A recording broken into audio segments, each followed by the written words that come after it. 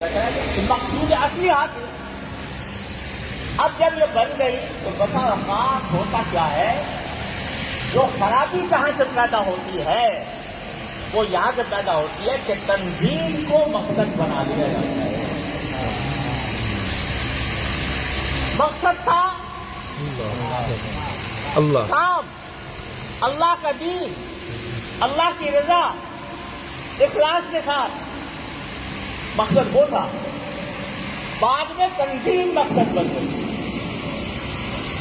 جو میری تنظیم میں ہے وہ میرا ہے، جو میری تنظیم سے باہر ہے وہ میرا نہیں ہے. یہ فتنہ پیدا ہوا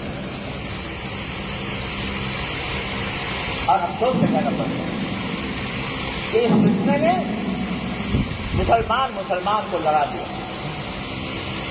قتل و غارت گری تک نوبت آ گئی، مار پیٹ تک نوبت آ گئی.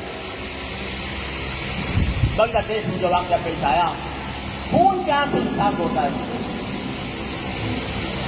وہ جماعت حضرت مولانا محمد الیاس صاحب رحمۃ اللہ علیہ اگر آج حیات ہوتے تو خون کے آنسو روتے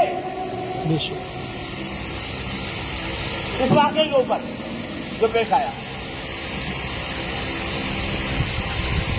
انہوں نے تو کوئی نہ ان کو عمارت کی خواہش تھی، نہ ان کو شورا کی خواہش تھی، نہ ان کو کسی اور تنظیم کی خواہش تھی. وہ کام لے کر آئے. اگر تنظیمیں بٹ گئی، تنظیم بٹ گئی، بٹنے دو. اگر بٹ گئی ہے، ہم نے کوشش کی شروع میں کہ یہ بٹوارا نہ ہو، لیکن افسوس ہے کہ نہیں ہو سکتا. ہو گیا تو اب بتاؤ تنظیم مقصود ہے یا کام مقصود ہے؟ ایک بات کہو مجھ سے، بتاؤ. اللہ اکبر، نعرہ تکبیر، نعرہ تکبیر.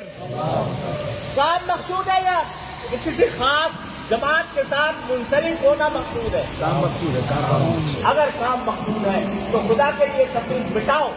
بے شک.